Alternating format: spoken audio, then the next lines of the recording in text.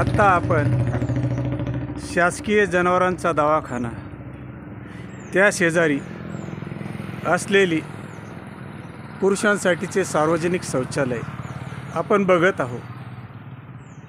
स्वच्छता अभियानाअंतर्गत माझी वसुंधरा अभियान अशा प्रकारे हे शौचालय अतिशय व्यवस्थित रंगरंगोटी केलेली आहे.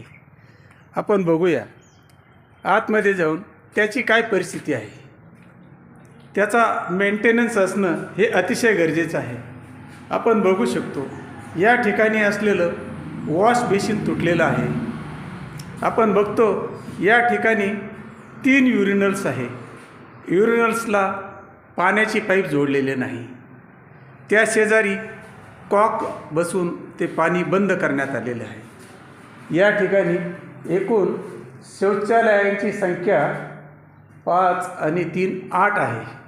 त्यापैकी एक शौचालय आपण बघू शकतो ते कशा प्रकारे बंद असून त्यामध्ये कशी अस्वच्छता पसरलेली आहे.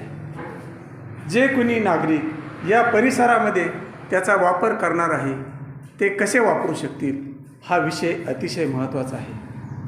शासकीय नियमाप्रमाणे याची स्वच्छता असणं अतिशय गरजेचं आहे. या बाथरूमला सुंदर टाईल्स पण बसवलेले आहेत. मग याची स्वच्छतासुद्धा त्याच दर्जाची असायला हवी. परंतु आपण बघू शकतो की त्याचा रखरखाव नाही. ह्या खिडक्या तुटलेल्या आहेत. अर्थात अशा ठिकाणी सार्वजनिक शौचालयामध्ये खिडक्या बसवत असताना लोखंडी जाळ्या बसवणं अतिशय गरजेचं आहे. त्या बसवलेल्या नसल्यामुळे येथे अगदी चुकीच्या गोष्टी झालेल्या दिसून येतात. समजा काही घटना घडली, दरवाजा बंद केला आणि त्यानंतर या खिडकीतूनसुद्धा एखादी वाईट व्यक्ती, एखादी गुन्हेगार प्रवृत्तीची व्यक्ती यातून बाहेर पडू शकते. या सर्व गोष्टींपासून संरक्षण होणं, त्या गोष्टी संरक्षित करणं हे निश्चितच महत्त्वाचं आहे. या ठिकाणी आपण बघू शकतो हे वेस्टर्न टॉयलेट बसवण्यात आलेलं आहे. त्याचा कोणी वापरही करू शकत नाही.